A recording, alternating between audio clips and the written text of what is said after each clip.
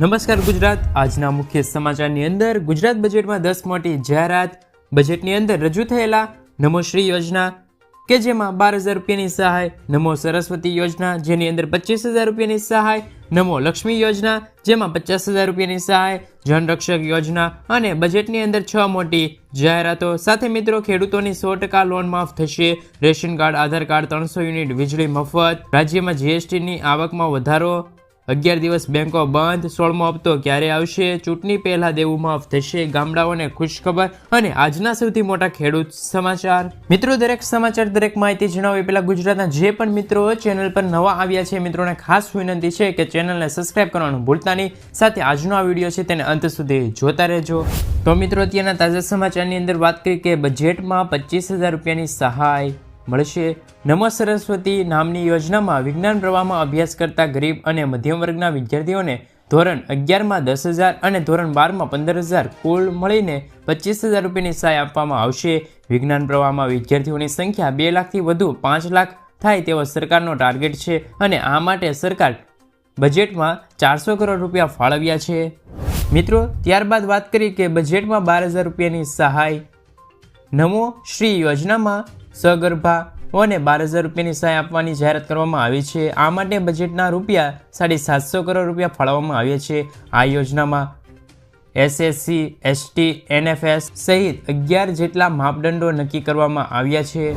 મિત્રો, ત્યારબાદ વાત કરી કે 50,000 રૂપિયાની સહાય. નમો લક્ષ્મી યોજના સરકારી, ખાનગી માધ્યમિક અને ઉચ્ચ માધ્યમિક શાળાઓમાં અભ્યાસ કરતી 10 લાખ જેટલી વિદ્યાર્થીનીઓ એટલે કે દીકરીઓને ધોરણ 10 અને 9 માટે વાર્ષિક 10,000 રૂપિયા અને ધોરણ 11 અને 12 માટે 25,000 રૂપિયાની સહાય આપવામાં આવશે. આમાં ધોરણ 12 સુધી અભ્યાસ પૂર્ણ કરીને 50,000 રૂપિયાની સહાય આપવાનું બજેટમાં જાહેરાત કરવામાં આવ્યું હતું. મિત્રો, ત્યારબાદના મહત્વના સમાચારની અંદર વાત કરીએ તો ચૂંટણી પહેલા દેવા માફ થશે. ખેડૂત દેવા માફીને લઈને સરકાર અને ખેડૂતો વચ્ચે ફરી એકવાર મામલો ગરમાયો છે. આ વર્ષે કમોસમી વરસાદ અને બજારમાં મંદીના કારણે ખેડૂતોને ભારે નુકસાન થયું છે અને ખેડૂતો પાસે જૂના દેવા ભરવા માટે પૈસા નથી, જેથી ખેડૂતોના દેવા ભારમાંથી રાહત આપવા દેવા માફ કરી ખેડૂતોને સહાય આપવા માટે ખેડૂતો દ્વારા માંગણી કરવામાં આવી રહી છે. જ્યારે છેલ્લા 15 વર્ષમાં દરેક રાજ્યના ખેડૂતોના દેવા માફ થાય છે તો આપણા ગુજરાતમાં કેમ નહીં? મિત્રો, ખાસ કરીને ગુજરાતના જે ખેડૂત મિત્રો છે તે કોમેન્ટ બોક્સમાં જરૂરથી લખજો કે તેમના દેવા માફ થવા જરૂરી છે. શું ચૂંટણી પહેલાં દેવું માફ થાય તો ખેડૂતોને રાહત મળશે કે નહીં? મિત્રો, આગળના સમાચારની અંદર વાત કરીએ તો રાશન કાર્ડ ધારકોને આટલી વસ્તુ મફત. ગુજરાત બજેટ 2024માં નાણામંત્રી કનુભાઈ દેસાઈએ રાજ્યની જનતાને પોષણક્ષમ આહાર માટે મહત્વપૂર્ણ જોગવાઈ કરી છે, જેમાં અન્ન, નાગરિક પુરવઠા અને ગ્રાહકોની બાબતોમાં આ વિભાગ માટે કુલ 2711 કરોડ રૂપિયાની જોગવાઈ કરેલી છે. બજેટમાં રેશન કાર્ડ ધારકોને મફત અનાજની સાથે સાથે સસ્તી તુવેર દાળ, ચણાની દાળ, ખાદ્ય તેલ આપવા કરોડો રૂપિયાના ફાળવણી કરી છે. આ ઉપરાંત કેન્દ્રએ અંત્યોદય યોજના હેઠળ રાશનિંગની દુકાનો દ્વારા આપવામાં આવતી સબસિડી યોજના વધુ 2 વર્ષ સુધી લંબાવવામાં આવી છે. મિત્રો, ત્યારબાદના મુખ્ય સમાચારની અંદર વાત કરીએ તો આધાર કાર્ડમાં મફતમાં કરી લો આ સેવા. આધારની વિગતો મફત અપડેટ કરવાની છેલ્લી તારીખ ફરી એકવાર લંબાવવામાં આવી છે. આધારમાં દસ્તાવેજો અપડેટ કરવાની છેલ્લી તારીખ અગાઉ 14 ડિસેમ્બર 2023 હતી, જેને આગામી 3 મહિના વધારીને એટલે કે 14 માર્ચ 2024 કરવામાં આવી છે. આ માટે સરકાર દ્વારા માય આધાર એપ્લિકેશન લોન્ચ કરવામાં આવ્યું છે, જેથી જે મિત્રો આધારમાં તેમની ઉંમર, સરનામું, જન્મ તારીખ, મોબાઈલ નંબર, ઈમેલ જેવી માહિતી છે તે મફત અપડેટ કરવા માંગતા હોય તો તે 14 માર્ચ 2024 પહેલાં આ કાર્ય પૂર્ણ કરી લેજો. મિત્રો, ત્યારબાદના સમાચાર. આ મહિને 11 દિવસો બેંક બંધ રહેશે. જાન્યુઆરી મહિનો પૂરો થયો છે અને ફેબ્રુઆરી મહિનાની શરૂઆત પણ થઈ ગઈ છે. જો તમારી પાસે ફેબ્રુઆરી મહિનામાં બેંક સાથે સંબંધિત કોઈ પણ મહત્વપૂર્ણ કાર્ય છે તો તેને તમે આજે જ પૂર્ણ કરી લેજો, કારણ કે ફેબ્રુઆરી મહિનાના ઘણા દિવસો સુધી બેંકોમાં કોઈ પણ કામ રહેશે જ નહીં. રિઝર્વ બેંક ઓફ ઇન્ડિયાએ ફેબ્રુઆરી મહિના માટે હોલિડે લિસ્ટ જાહેર કર્યું છે, જે મુજબ તેમાં 11 દિવસ બેંક બંધ રહે તેવી પણ માહિતી મળી રહેલી છે. મિત્રો, ત્યારબાદના સમાચાર. ગામડાઓ માટે ખુશખબર સામે આવી છે. ગુજરાત સરકાર દ્વારા હવે રાજ્યમાં દરેક ગામોમાં સિંચાઈનું પાણી આપવા એક મોટો નિર્ણય લેવામાં આવ્યો છે, જે મુજબ હવે રાજ્યમાં દરેક ગામોમાં સિંચાઈનું પાણી આપવા પિયત મંડળીઓ સ્થપાશે. રાજ્યમાં અત્યારે 300થી 350 પિયત મંડળીઓ છે. આ તરફ હવે દરેક ગામડામાં સિંચાઈનું પાણી આપવા માટે પાઇપલાઇન નાખવા માટે 50%ની સબસિડી પણ આપવામાં આવે તેવી માહિતી મળી રહેલી છે. મિત્રો, ત્યારબાદના સમાચાર, ખેડૂતોની 100% લોન માફ થશે.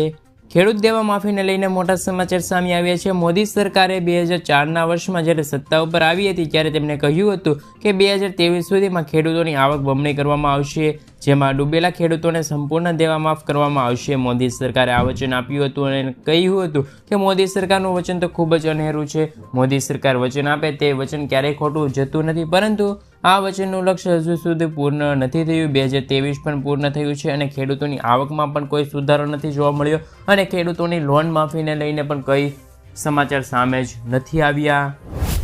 મિત્રો, આગળના સમાચાર, પેટીએમ પર આરબીઆઈની મોટી કાર્યવાહી. આરબીઆઈએ પેટીએમ પેમેન્ટ બેંકમાં ઘણા પ્રતિબંધો લગાવ્યા છે.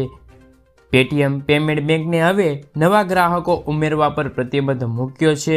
આ સાથે પેટીએમ બેંકમાં ક્રેડિટ ટ્રાન્ઝેક્શન કરવા ઉપર પણ પ્રતિબંધ લગાવવામાં આવ્યો છે. આ સિવાય વર્તમાન ગ્રાહકો 29 ફેબ્રુઆરી પછી પેટીએમ પેમેન્ટ બેંકમાં નવી રકમ ઉમેરી શકશે નહીં. આરબીઆઈના નિયમોનું પાલન નહીં કરવામાં આવે તો જેના કારણે પેટીએમ પર કાર્યવાહી પણ કરવામાં આવી જશે. મિત્રો, આગળના સમાચાર, 2000નો 16મો હપ્તો ખેડૂતોને ક્યારે મળશે? ભારત સરકાર દેશના ગરીબ ખેડૂતોને આર્થિક સહાય પૂરી પાડવા માટે પ્રધાનમંત્રી કિસાન સન્માન નિધિ નામની યોજના ચલાવી રહી છે. આ એક અદ્ભુત યોજના છે. આ યોજનામાં હેઠળ દર વર્ષે ખેડૂતોના ખાતામાં ₹6000ની આર્થિક સહાય આપવામાં આવે છે અને આ 6000 રૂપિયાની નાણાકીય સહાય દર વર્ષે 3 હપ્તામાં આપવામાં આવે છે. દરેક હપ્તા દર 4 મહિનાના અંતરે ખેડૂતોના ખાતામાં મોકલવામાં આવે છે. 15 નવેમ્બરના રોજ ખેડૂતોના ખાતામાં પીએમ વડાપ્રધાન નરેન્દ્રભાઈ મોદીએ ખેડૂતોને 15મો હપ્તો ટ્રાન્સફર કર્યો હતો, જેની રકમ ₹2000 હતી. હવે ખેડૂતો દ્વારા માંગણી કરવામાં આવી રહી છે કે ચૂંટણી પહેલાં શું ખેડૂતોને 16મો 17મો હપ્તો એકસાથે આપવામાં આવશે? શું ખેડૂતોને 16મો હપ્તો છે તેમની રકમમાં વધારો જોવા મળશે? જો આમ રહ્યું તો ખેડૂતો માટે એક સારા સમાચાર ગણી શકાશે. પણ મિત્રો, અહેવાલ અનુસાર માહિતી મળી રહેલી છે કે ખેડૂતોના ખાતામાં 16મો હપ્તો છે તે માર્ચ મહિનાના અંત સુધીમાં જમા થઈ જશે. મિત્રો, આગળના સમાચાર, દર મહિને 300 યુનિટ મફત વીજળી. પ્રધાનમંત્રી સૂર્યોદય યોજના હેઠળ 1 કરોડ પરિવારોને સોલાર પેનલ દ્વારા દર મહિને 300 યુનિટ મફત વીજળી આપવામાં આવશે. આ યોજના દ્વારા એક વર્ષમાં 18,000 રૂપિયાની બચત થશે. નાણાપ્રધાન નિર્મલા સીતારમણ નાણાકીય વર્ષ 2024-25 માટે રજૂ કરવામાં આવેલું બજેટમાં આ માહિતી આપી હતી. થોડા દિવસો પહેલાં વડાપ્રધાન નરેન્દ્રભાઈ મોદીએ છત પર સૌર ઉર્જા એકમો સ્થાપિત કરવાનો ઉદ્દેશ સાથે પ્રધાનમંત્રી સૂર્યોદય યોજના શરૂ કરવાની જાહેરાત પણ કરી હતી. મિત્રો, ત્યારબાદના સમાચાર, રાજ્યમાં જીએસટીની આવકમાં વધારો. રાજ્યમાં ઠેર ઠેર જીએસટી વિભાગ દ્વારા દરોડા પાડીને પણ વસૂલી રહી છે. જાન્યુઆરી 2024માં રાજ્યને જીએસટી અને વેટની કુલ 8,922 કરોડ રૂપિયાની આવક થઈ છે. આ અગાઉ ચાલુ નાણાકીય વર્ષમાં એપ્રિલ મહિના સુધીમાં સૌથી ઊંચી આવક થઈ છે. જીએસટી વિભાગ સત્તાવાર માહિતી આપતા કહ્યું કે રાજ્યએ જીએસટી હેઠળ જાન્યુઆરી 2024માં 5861 કરોડ રૂપિયાની આવક થઈને ડિસેમ્બર 2023 કરતાં 15% વધુ છે. રાજ્યને વેટ હેઠળ 30,061 કરોડ રૂપિયાની આવક થઈ હતી, જે ડિસેમ્બર 2023 કરતાં 10% વધારે છે. મિત્રો, ત્યારબાદના સમાચાર, જનરક્ષકો યોજનામાં 2024, જેમાં મહત્વના સમાચાર સામે આવી રહ્યા છે. જનરક્ષક યોજનાની કાર્યવાહી જાહેરાત. ગુજરાતના બજેટમાં આગામી દિવસોમાં ઇમરજન્સી માટે એક નંબર આપવામાં આવશે. 112 નંબર પરથી પોલીસ, ફાયર બ્રિગેડ અથવા તો અન્ય કોઈ ઇમરજન્સી સેવા ઉપલબ્ધ રહેશે. આ સાથે જનરક્ષક યોજનાની જાહેરાત કરવામાં આવી હતી અને આ યોજના હેઠળ 1100 જનરક્ષક વડાનું માળખું પણ જાહેર થયું છે. મિત્રો, ત્યારબાદના સમાચાર, 6 મોટી બજેટની જાહેરાતો, જેમાં સૌપ્રથમ છે 8,000 આંગણવાડી બનાવવામાં આવશે, 1000 નવા ટ્રાફિક પોલીસ સ્થાપવામાં આવશે, 2500 નવી એસટી બસો મૂકવામાં આવશે, નવી 319 એમ્બ્યુલન્સ ખરીદવામાં આવશે, રિવરફ્રન્ટની લંબાઈ 38 કિલોમીટર કરવામાં આવશે અને